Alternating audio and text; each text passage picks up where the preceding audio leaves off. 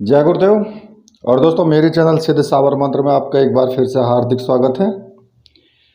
और देखिए, आज मैं आपके सामने जो साधना लेकर के आया हूँ वो साधना अप्सरा साधना है।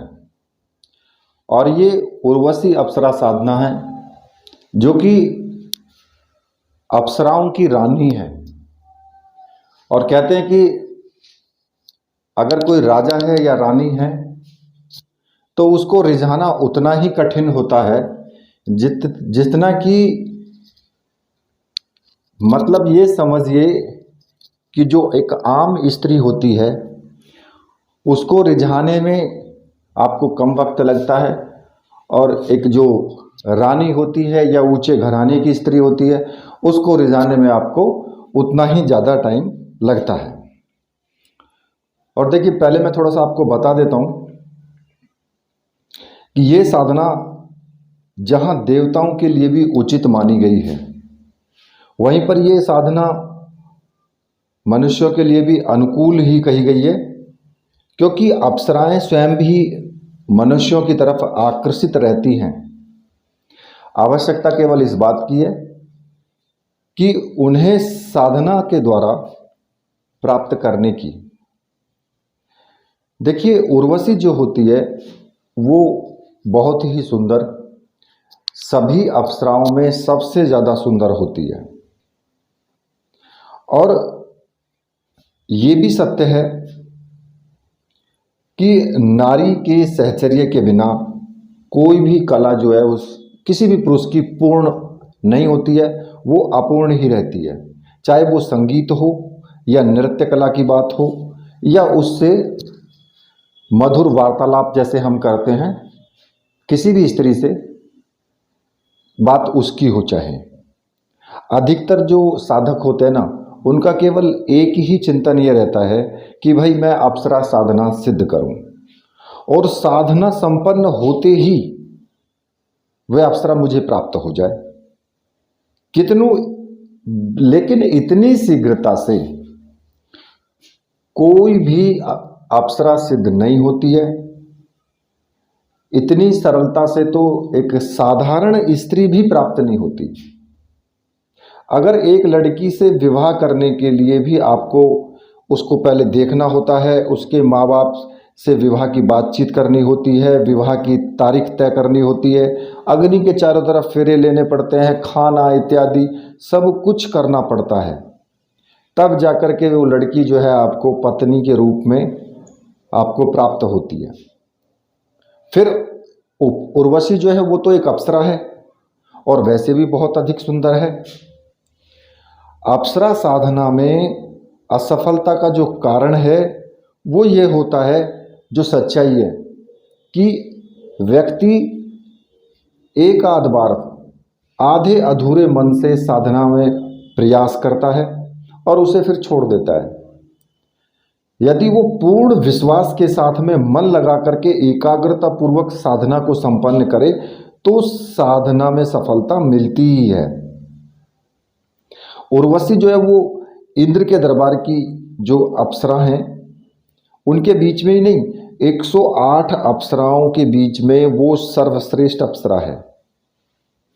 और वो जो है अपने रूप सौंदर्य इसके लिए नहीं, वो हर प्रकार से नृत्य शैली में भी, हास्य विनोद करने में भी, कला में भी, श्रृंगार में भी, सभी में नारी सौंदर्य का एक ऐसा उदाहरण है कि शायद ही उसके सामने कोई टिक पाए। एक स्त्री के द्वारा ये तो संभव है कि वो आपकी पत्नी, प्रेमिका, बहू, माँ, भाभी, ऐसे सभी ताने बानों में वो बुनी हुई होती है, और सारे रूप जितने भी रूप होते हैं उन रूपों को वो एक तरीके से बहुत अच्छी तरीके से वो निभाती भी है। और देखिए, जहाँ तक उर्वशी की बात है तो ये जो साधना है, इस साधना में आपको हर प्रकार से आपको जो भी आपको चाहिए वो सब कुछ प्राप्त होता है। और मैं एक बात आपको और बता देता हूँ कि अप्सरा साधना हमेशा प्रेमी का रूप में जल्दी सिद्ध होती है। ना तो वो पत्नी रूप में जल्दी सिद्ध होती, ना वो माँ के रूप में जल्दी सिद्ध होती, ना वो बहन के रूप में जल्दी सिद्ध होती है। वो प्रेमी का रूप में, मित्र के रूप में बहुत जल्दी सिद्ध होती है, कोई भी अप्सरा साधना हो।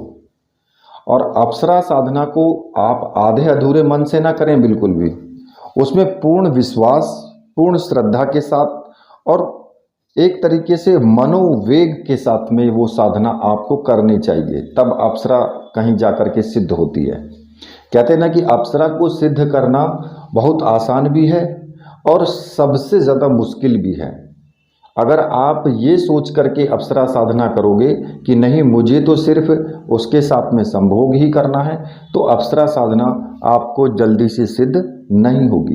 क्योंकि आप भी जानते हैं इस चीज़ को कि कोई भी स्त्री है या कोई भी लड़की है, अगर वो आपसे प्रथम बार में मिलती है तो वो आपके साथ में डायरेक्ट उस तरीके से पेश नहीं आ सकती है जैसा आप चाहते हैं। वो बात अलग है कि आपकी धीरे धीरे उससे जान पहचान हो जाए, धीरे धीरे उससे वार्तालाप होता रहे, तो फिर आपको सभी कुछ वो नछावर करने के लिए तैयार हो जाती है। लेकिन अब आप सोचिए कि आप गए और तुरंत ही आपको सारी चीज़ें प्राप्त हो जाए, तो वो तो ऐसा संभव नहीं है। ठीक है। और ये उर्वशी साधना के बारे में कोई मैं ज़्यादा आपको इसलिए नहीं बता रहा हूँ कि पहले मैंने वीडियोस बहुत सारी बनाई हुई हैं, उनमें मैंने अप्सराओं के पूरे बखान किए हुए हैं। अब इस वीडियो में भी मैं अप्सराओं के बखान करने पे लग जाऊँगा तो फिर भाई वीडियो बहुत लंबी हो जाएगी, क्योंकि वैसे ही भी लोग कहते हैं कि जी आपकी वीडियो बहुत लंबी होती है। तो कुल मिलाकर के ये है कि अप्सरा साधना में अप्सरा जो होती है उससे आपको सभी कुछ प्राप्त होता है। कुछ मैं आपको थोड़ा सा बता भी देता हूँ। देखिए, अप्सरा से क्या होगा कि साधक के जीवन में यदि धन का अभाव है तो उर्वशी उसे प्रत्यक्ष रूप से या अप्रत्यक्ष रूप से कई रूपों में आपको आर्थिक सहायता देती है। अब ये तो कोई ज़रूरी नहीं है कि वो आपको ला करके धन की पोटली पकड़ा देगी, ऐसा नहीं होता है। लेकिन हाँ, जो भी आप कार्य कर रहे हो, जो भी आपका कारोबार है, आपके कारोबार के रास्ते खुल जाएंगे, आपको ज़्यादा से ज़्यादा कारोबार में आपको लाभ होना शुरू हो जाएगा। यदि साधक के जीवन में प्रेम का अभाव है तो वो प्रेम का साकार रूप बन करके उसके जीवन को प्रेम से पूरी तरीके से लबालब कर देती है। एक बात और, यदि साधक हीन भावना से ग्रसित है कि वह किसी सुंदर स्त्री का या लड़की का सामना नहीं कर सकता, कुरूप दिखता है, वो उसके में कोई भी प्रभाव नहीं है, या कोई लड़की ऐसी है कि जिसके अंदर कोई सुंदरता नहीं है, कुरूप है, या फिर उसमें कोई आकर्षण नहीं है, तो यदि ऐसा है तो वो उसके मन को जो है हीन भावना से निकाल करके पूर्ण पौरुषता उसको प्रदान करती है। यदि विवाहित पुरुष इस साधना को संपन्न करता है, मैं आपको बता रहा हूँ ये भी कि कुछ लोग कहते हैं कि जी कभी हम साधना शुरू कर दें तो हमारे जीवन में कहीं उथल पुथल ना आ जाए। अगर आपकी शादी हो चुकी है और आप इस साधना को संपन्न करते हो तो आप तब भी जो है उसके मन में किसी प्रकार का द्वंद्व या पति पत्नी में मतभेद जो है बिल्कुल भी नहीं होता है, क्योंकि उर्वशी जो होती है वो एक तेजस्वी शक्ति के रूप में पत्नी के शरीर में समाहित हो जाती है। उससे क्या होगा कि आपकी पत्नी का रूप रंग निखर जाएगा, और पत्नी के रूप में, पत्नी के अंदर जब वो समाहित हो जाएगी तो पत्नी ऑटोमेटिक ही आपकी तरफ खिंची चली आएगी। तो आपस में पति का भी और पत्नी का भी दोनों का प्रेम बढ़ जाता है, दोनों एक दूसरे के बिना नहीं रह सकते हैं। तो ये साधना उनको भी करनी चाहिए जिनकी पत्नी बात नहीं मानती है, पत्नी छोड़ करके चली गई है, उनको भी ये साधना करनी चाहिए। और इस साधना को ऐसा नहीं है कि पुरुष ही कर सकते हैं, स्त्री भी कर सकती हैं, और स्त्री के लिए तो बहुत ज़्यादा इम्पोर्टेंट है ये। तो देखिए, सभी प्रकार के सुख जो हैं वो आपको इस साधना से मिलते हैं, और इस साधना को यदि कोई स्त्री करती है या लड़की संपन्न करती है तो वो बेहिचक इस साधना को संपन्न कर सकती है, क्योंकि उर्वशी जो होगी उसकी सहेली या सहयोगिनी के रूप में उसकी प्रत्येक समस्याओं का समाधान वो करती है। तो आप इसलिए ये साधना बहुत ही महत्वपूर्ण साधना बन जाती है। ठीक है। और उर्वशी साधना जो है उसको संपन्न कर ले। अगर तुम संपन्न कर लेता हो, कोई भी व्यक्ति करे या औरत करे, कोई साधिका हो या साधक हो, यदि वो गायन में या श्रृंगार आदि कलाओं में जो है वो पारंगत होना चाहता है, तो उर्वशी उसे इन कलाओं का ज्ञान भी प्रदान करती है। तो इस प्रकार से उर्वशी साधना स्त्री या पुरुष कोई भी कर सकता है। और लाभ जो है इसके मैं आपको बता चुका हूँ। अब मैं आपको इसकी साधना के बारे में बता देता हूँ कि आपको इसकी साधना किस प्रकार से करनी है। देखिए, इसकी जो साधना है ये तंत्रोक्त विधि है, और तंत्रोक्त विधि से अगर आप साधना करते हैं तो आपको जल्दी सफलता मिलती है। और इस विधि में आपको जो मुख्य रूप से जो सामग्री की आवश्यकता होगी वो उर्वशी यंत्र और अप्सरा माला, एक रक्षा माला और एक सम्मोहन गुटिका, ये आपको 4 सामग्रियों की आवश्यकता होगी। और ये चारों सामग्रियां आपकी मंत्र सिद्ध और प्राण प्रतिष्ठा युक्त होनी चाहिए। और अगर आपको ऐसी सामग्री चाहिए तो मैंने आपको व्हाट्सएप नंबर दिया हुआ है वीडियो में, आप वहां से मुझे व्हाट्सएप कर सकते हैं और वो सामग्री आप प्राप्त कर सकते हैं। और मैं आपको एक बात और बता देता हूँ, बेहिचक होकर के आप साधना की सामग्री के लिए पेमेंट कर सकते हैं। आपको साधना की सामग्री 100% मिलेगी, क्योंकि मेरे पास में वो काम नहीं होता है कि किसी का पैसा आया और उसको सामग्री नहीं भेजना या उसका नंबर ब्लॉक कर देना। ये मेरा काम नहीं है, ठीक है। मेरे यहाँ पे ये काम होता ही नहीं है। तो 100% क्या, आपको 101% आपको पूरी सामग्री ये मिलेगी, ठीक है।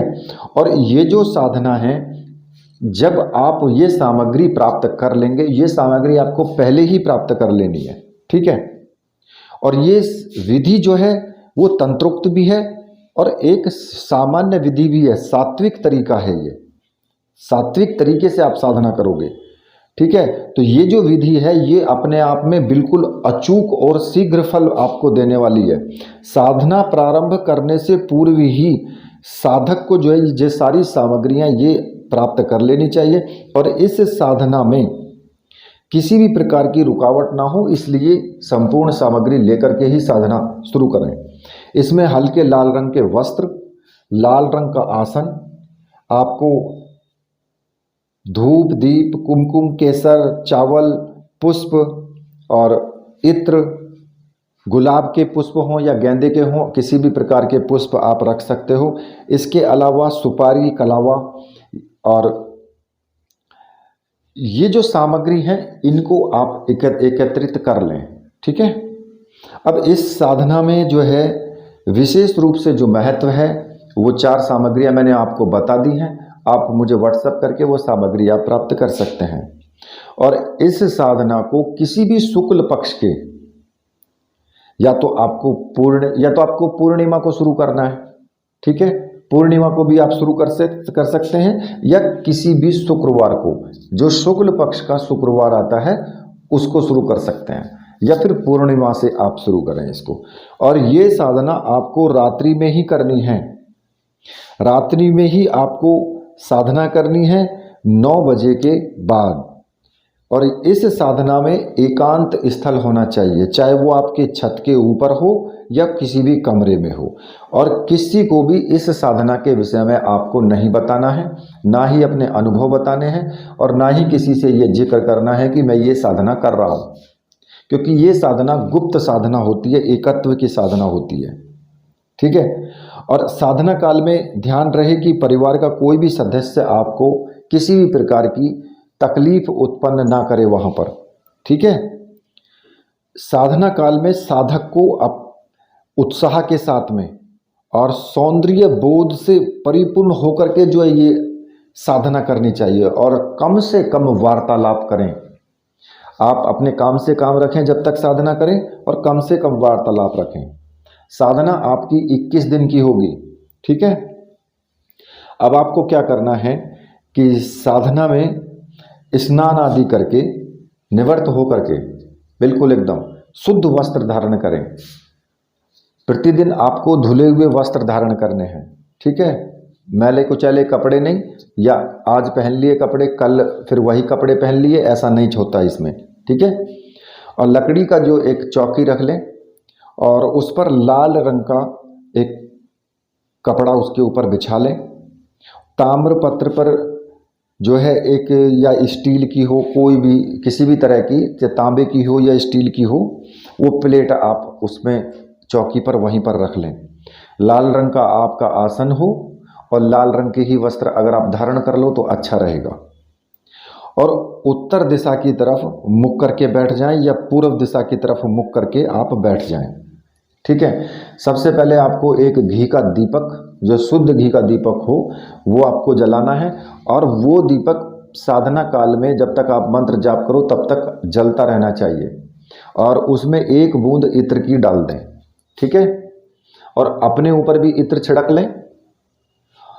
अब आपको क्या करना है कि सबसे पहले आपको, जब पूरी तरीके से आप कमरे के अंदर बैठ जाएं, तो कमरे को सुगंधित धूप दीप जला करके और उसको जो है शुद्ध कर लें।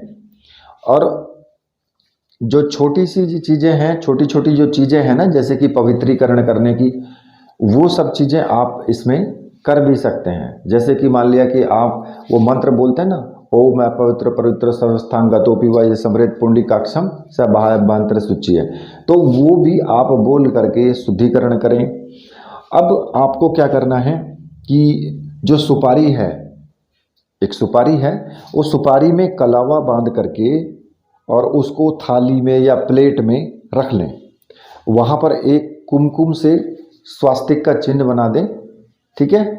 और स्वास्तिक का चिन्ह बना करके उसके बीचों बीच इस सुपारी को रख दें। और इसको गणेश भगवान का प्रतीक माना जाता है। ठीक है। गणपति की स्थापना करें और गणपति का पूजन आप करें। जल से, कुमकुम से उसको टीका लगाएं, पुष्प चढ़ाएं, चावल चढ़ाएं। और जो भी नैवेद्य आपने, नैवेद्य का मतलब कि जो प्रसाद आपने बनाया है वो प्रसाद चढ़ाएं। ठीक है। और भगवान गणपति का स्मरण करें। वक्रतुंडाय महाकाय सूर्यकोटि संप्रभम निर्विघ्नं कुरु मे देव सर्वकार्येषु सर्वदा। इस प्रकार से आप भगवान गणेश जी का स्मरण करें और उनसे प्रार्थना करें कि जो मैं साधना कर रहा हूं उस साधना में मुझे पूर्ण सफलता मिले।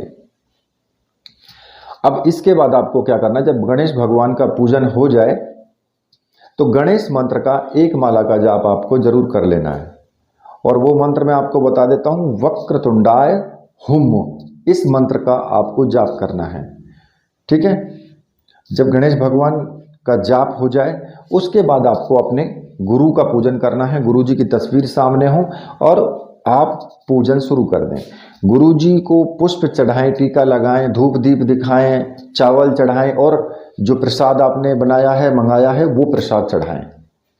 और गुरु जी का पूजन करने के बाद हाथ जोड़ करके गुरु जी की प्रार्थना करें गुरु जी से कि गुरु जी मैं ये साधना करने जा रहा हूँ और इस साधना में मुझे पूर्ण सफलता मिले, ऐसा मुझे आशीर्वाद दीजिए और मुझे आज्ञा दीजिए। और मन ही मन आज्ञा लेकर के गुरु मंत्र का एक माला का जाप जरूर कर लें। और अगर आपने भगवान शिव को गुरु माना है तो फिर आपको भगवान शिव की उसी प्रकार से पूजा करनी है और ओम नमः शिवाय मंत्र का एक माला का जाप आपको जरूर करना है। ठीक है।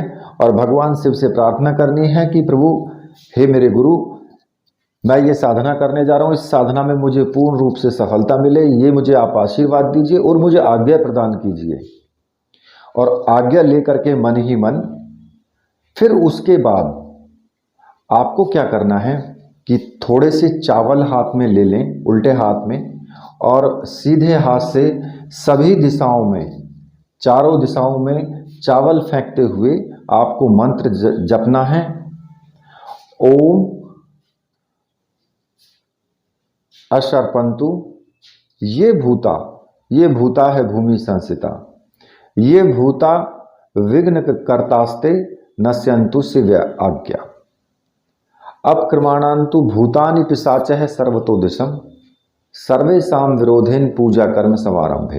ये मंत्र बोलते हुए आपको चारों दिशाओं में चारों तरफ चावल बखेर देने हैं। इससे क्या होगा कि ये एक प्रकार से भूत प्रेत पिशाच सर्प वगैरह बिच्छू, इन सब चीज़ों से आप एक तरीके से चारों तरफ से आप सुरक्षित हो जाएंगे। ये चीज़ें आपकी साधना में किसी भी प्रकार का कोई विघ्न नहीं डालेंगे, क्योंकि शिव की आज्ञा से ये सभी चीज़ें अलग हटी रहेंगी, क्योंकि आपने बोल दिया है इसमें, ये एक सुरक्षा मंत्र है, ठीक है, और ये सिद्ध सुरक्षा मंत्र है। तो ऐसा करने से आपकी साधना निर्विघ्न रूप से समाप्त होगी। अब इसके बाद आपको क्या करना है, जो आपने सम्मोहन गुटिका जो है उसको भैरव का स्वरूप मान करके प्लेट में स्थापित करें और उसका पूजन करें। धूप से, दीप से, चावल चढ़ाएं, उस पर कुमकुम का टीका लगाएं, पुष्प चढ़ाएं और नैवेद्य रखें, ठीक है। और ये पूजन आपको करने के बाद भैरव जी से प्रार्थना करें कि है भैरव देव, आप मेरी साधना में आप मेरी पूर्ण रूप से सहायता करें, आप रक्षा करें, क्योंकि आप रक्षक देव हैं और मैं आपको अपनी रक्षा के लिए बुला रहा हूं। तो आप मेरी आकर के रक्षा करें, मेरी साधना निर्विघ्न रूप से समाप्त हो। ऐसा उनसे मन ही मन उनसे प्रार्थना करें और एक माला का जाप भैरव मंत्र का आप जरूर करें। तो भैरव मंत्र इस प्रकार से है, ओम रीम बटुकाय आपदुद्धारणाय कुरु बटुकाय रीम ओम। इस मंत्र का एक माला का जाप जरूर कर लें, ठीक है। अब इसके बाद आपको क्या करना है, इसके बाद आपको संकल्प लेना है, हाथ में जल लेकर के, और आपको संकल्प लेना है, अपना नाम लेना है, अपने पिता का नाम लेना है, अपना गोत्र लेना है। अब अगर गोत्र आपको नहीं पता है तो फिर आप रहने दें, गोत्र को छोड़ दीजिए। आप अपना नाम, अपने पिता का नाम लेकर के कि मैं उर्वशी साधना को प्रेमी का रूप में सिद्ध कर रहा हूँ और उर्वशी प्रेमी का रूप में सिद्ध होकर के मुझे सिद्धि प्रदान करे, और इसी कामना के साथ मैं ये जो साधना कर रहा हूँ इसमें मुझे पूर्ण सफलता मिले। ऐसा कह करके जमीन पर जल को छोड़ दें। और ये जो संकल्प है केवल आपको पहले दिन ही करना है, ये रोज रोज नहीं करना है, ठीक है। जो आपने पूजन किया है वो पूजन तो आपको रोज करना है। ये जो आपने शुरू से लेके और भैरव जी तक पूजन किया है ये तो रोज करना है, और आगे अप्सरा का भी पूजन आपको, यंत्र का पूजन भी आपको रोज करना है। लेकिन जो संकल्प है वो केवल पहले ही दिन लेंगे, ठीक है। और ये भी आप ले सकते हैं कि मैं 21 दिन 21 माला मंत्रों का जाप करूंगा या 11 माला मंत्रों का जाप करूंगा। इस प्रकार से भी आप संकल्प ले सकते हैं। जब आप संकल्प ले लेंगे तो फिर आपको उर्वशी यंत्र जो आपने प्लेट में स्थापित किया है उस उर्वशी यंत्र का आपको पूजन करना है, उस पर इत्र चढ़ाना है, उस पर जो है आपको पुष्प चढ़ाने हैं, टीका लगाना है, चावल चढ़ाने हैं, नैवेद्य आपको एक कटोरी में रख देना है। और अप्सरा का एक तरीके से आप पूजन कीजिए, पूरे मनोयोग से आप पूजन करें उसका अच्छी तरह से। सामने एक फोटो रख सकते हैं, कोई भी सुंदर सी स्त्री का चित्र आप रख सकते हैं, नेट से निकलवा लेना, वो आपको मिल जाएगा नेट पर, तो वहाँ से निकलवा करके एक सुंदर सी स्त्री का चित्र आप रख सकते हैं और पूर्ण मनोयोग से पूजन करें अप्सरा का। उसके बाद में आपको हाथ जोड़ करके इंद्र भगवान से आपको प्रार्थना करनी है और कुबेर भगवान से आपको प्रार्थना करनी है कि आप अप्सरा को आज्ञा दीजिए जिससे कि वो आकर के मेरी साधना को संपूर्ण करे। उनसे हाथ जोड़ करके प्रार्थना करें, ठीक है। और ये आपको कार्य यहाँ तक आपको प्रतिदिन करना है, ये केवल संकल्प छोड़ करके सारा कार्य प्रतिदिन आपको करना है। और उसके बाद आपको माला का पूजन करना है, माला रख करके, क्योंकि आपकी अप्सरा माला जो है वो रखी हुई है और रक्षा माला जो है उसको आप गले में धारण कर लेंगे। रक्षा माला को आप गले में धारण तब तक करके रखेंगे जब तक कि आपका मंत्र जाप नहीं हो जाता है पूर्ण, और जब आपका मंत्र जाप पूर्ण हो जाए तो फिर अप्सरा माला को उतार करके और पूजा स्थान में रख दें। और जो रक्षा माला उतार करके आपने पूजा स्थान में रखने के बाद फिर आप अगले दिन फिर आपको उसी तरीके से धारण करके फिर आपको मंत्र जाप करना है। और जो अप्सरा माला है जिससे आप जाप करेंगे उसका आपको पूजन करना है, उस पर टीका पुष्प वगैरह चढ़ाएं, चावल चढ़ाएं, और उसके बाद फिर अप्सरा माला को ले करके और आपको मंत्र जाप आपको शुरू कर देना है। अब जो मंत्र जाप आपको करना है वो मैं आपको बता देता हूँ कि आपको जो मंत्र है वो इस प्रकार से है। ओम इलीम उर्वशय सिद्धिम भव ओम, छोटा सा मंत्र है और इसकी कम से कम 11 माला का जाप करना है। ज़्यादा से ज़्यादा तो आप कितना भी कर सकते हो, चाहे 21 माला का जाप करो, 51 का करो या 101 का करो। जितना ज़्यादा माला का जाप करोगे उतना ही आपको फायदा होगा, उतनी ही साधना जल्दी सिद्ध होगी। कम से कम 11 माला का जाप करना है और ये 21 दिन तक आपको लगातार करना है, ठीक है।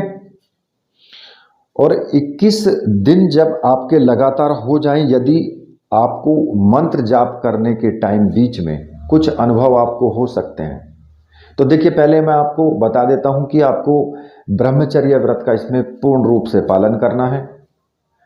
किसी का दिल नहीं दुखाना है, यम नियम के सिद्धांत का पालन करना है, अपना आचरण सात्विक रखें, सात्विक भोजन करें। शराब, मीट, अंडा या फिर प्याज, लहसुन, ये सब चीज़ें आप साधना काल में नहीं ग्रहण करेंगे, ठीक है। और भोजन जो है वो आप सात्विक करेंगे, लेकिन सात्विक के साथ साथ कम भोजन करें रात्रि के टाइम में, जिससे कि आपको साधना काल में किसी प्रकार की कोई दिक्कत ना हो। और साधना आप बिल्कुल एकाग्र मन के साथ करेंगे। आज्ञा चक्र पर ध्यान लगा करके आपको साधना करनी है।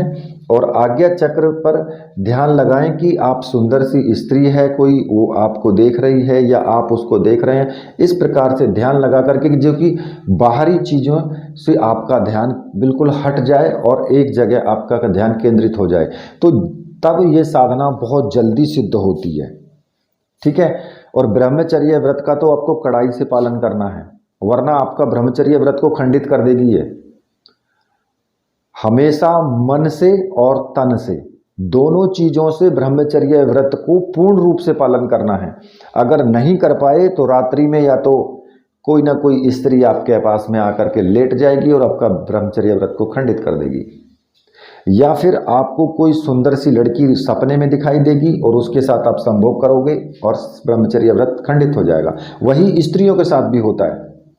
अगर कोई स्त्री इस साधना को करती है तो उसको नग्न रूप में पुरुष दिखाई देंगे और पुरुष उसके साथ संभोग कर देंगे और फिर उसके बाद उसका भी ब्रह्मचर्य खंडित हो जाएगा।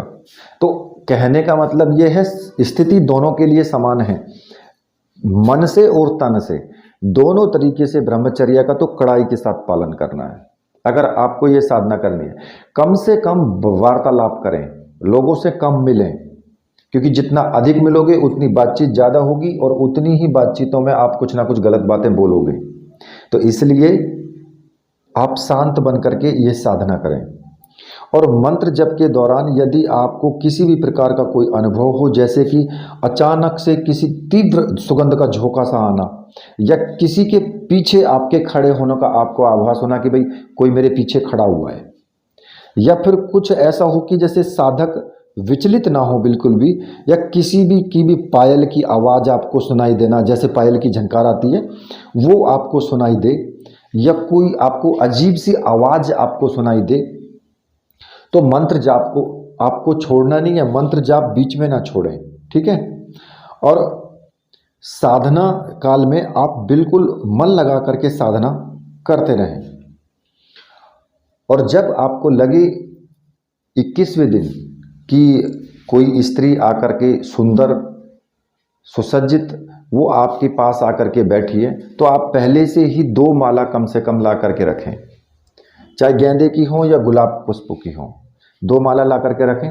और जब आपको लगे कि वो घुटने से घुटना सटा करके बैठी है और आपके कंधे पर सर लगा करके बैठी है, तो वो हो सकता है कि मंत्र जाप आपके पूरा ना हो और बीच में ही आपसे बात करने लगे, तो आपको फिर बातचीत नहीं करनी है। पहले आपको अपना मंत्र जाप पूरा करना है, उसके बाद ही फिर आपको बात करनी है। और एक माला उठा करके उसके गले में पहना दे, तो दूसरी माला उठा करके वो आपके गले में पहना देगी और आपको वचन देगी कि जब भी आप बुलाओगे मैं आऊँगी और हर प्रकार से आपकी सहायता करूँगी। लेकिन आप इसमें एक चीज़ का वचन आप जरूर लें। अगर कोई बात ऐसी आती है कि आप मेरी प्रेमिका हैं और प्रेमिका रूप में आप मुझे सिद्ध हुई हैं, तो आप मुझे ये वचन दें कि जो आप अगर मेरे साथ संभोग करना चाहती हैं तो मैं आपके साथ संभोग आपकी मर्जी से नहीं करूंगा। जो मेरी मर्जी होगी, मेरी मर्जी से जैसा मैं करूंगा वैसा ही आपको करना होगा। आपकी मर्जी से मैं संभोग आपके साथ नहीं करूंगा, ये मुझे आप वचन दें। अगर वो आपको ऐसा वचन दे देती है तो फिर ठीक है, क्योंकि वो है शक्ति और दिव्य शक्ति है। आपकी औकात नहीं है कि आप उसके साथ संभोग में उसको संतुष्ट कर सकें। हाँ, अगर आप वो बंध जाएगी कि आप अपनी मर्जी से करेंगे तो फिर कोई दिक्कत नहीं है, फिर वो अपनी मर्जी से चलाएगी ही नहीं, सिर्फ आपकी मर्जी चलेगी, तो वो ठीक है। तो इसलिए आप बिल्कुल भी ऐसा वचन लेने से चूकना मत उस वक्त, ठीक है। तो देखिए, ये साधना बहुत अच्छी साधना है, तंत्रोक्त साधना है, जल्दी सिद्ध होने वाली साधना है। तो इसी के साथ अपने वीडियो को यहीं पर समाप्त करता हूँ। तो मेरे साथ बोलिए, बोलिए वीर बजरंगबली हनुमान जी महाराज की जय, बोलिए मेरे परमहंस गुरुदेव की जय।